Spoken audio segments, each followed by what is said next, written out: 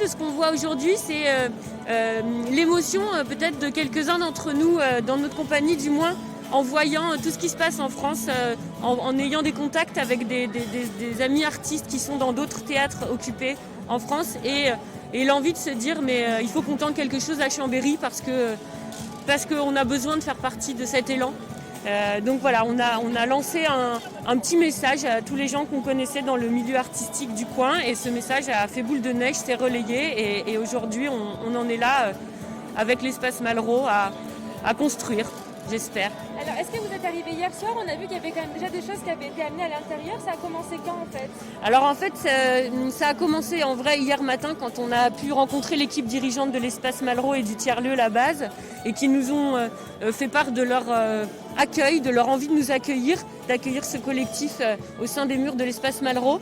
Et dans la foulée, en fait, il y a une délégation du collectif qui est venue rencontrer l'équipe ici pour voir comment on pouvait coordonner cette occupation avec les artistes qui sont en cours de travail ici, parce que ce lieu accueille actuellement des résidences d'artistes et il n'est pas question d'entraver leur travail.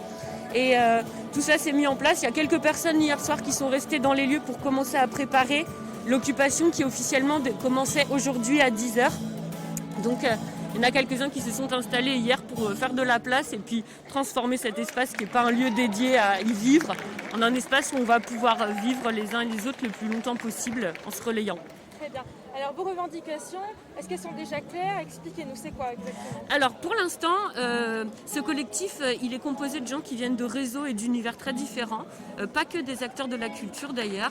Donc on a eu comme priorité hier d'organiser cette occupation et cette rencontre possible, parce qu'il y a peu de lieux actuellement depuis un an où on peut se rencontrer pour échanger, pour construire. Donc l'idée c'était vraiment de mettre en place cette occupation, et donc la mission d'aujourd'hui de la première assemblée générale qu'on va faire dans quelques minutes ici, c'est justement de poser ensemble des revendications communes qui parlent à tous les gens de ce collectif et qui vont être les messages qu'on va porter au travers de cette occupation, mais aussi de toutes les actions qui vont être menées dans l'espace public à Chambéry et en Savoie globalement. Après, j'imagine que vous avez quand même déjà des revendications qui sont, j'ai envie de dire, qui doivent certainement déjà être fortes. J'imagine la réouverture des lieux culturels, ça c'est quelque chose qui, j'imagine, est déjà là.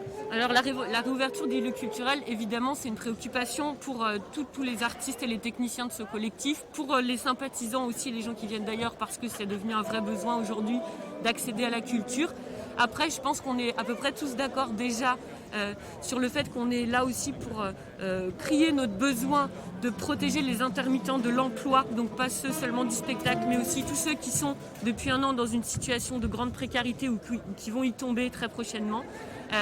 Voilà, après, je ne peux pas me faire porte-parole de plus, parce qu'il faut qu'on se mette tous d'accord sur ce qu'on porte collectivement. Après, quoi qu'il en soit, de suivre ce mouvement national dans plusieurs villes de France, il y a un côté, j'imagine, aussi solidarité, en même temps un besoin d'exprimer cette colère, Alors il y a effectivement une grande envie de solidarité et de montrer que voilà, que dans les territoires, on est loin de Paris ici, on est dans un territoire où les acteurs du milieu culturel ne se sont pas levés depuis longtemps, donc on est très content qu'ils aient répondu présent cette semaine.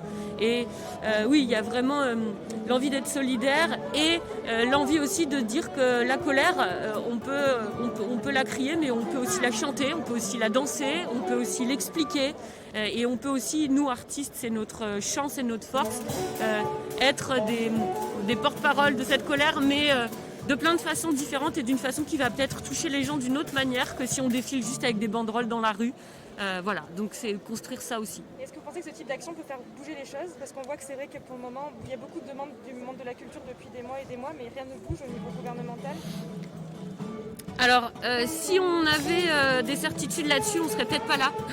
Donc oui, évidemment, on a l'espoir que ça fasse bouger les choses. Et cet espoir, il est conforté par le fait qu'on s'est retrouvés dans ce collectif à voir venir des gens d'univers très différents, et on se dit que peut-être il y a une convergence des luttes qui va se créer autour de la question de la culture. Mais la culture, finalement, elle a une place dans la vie quotidienne de chacun.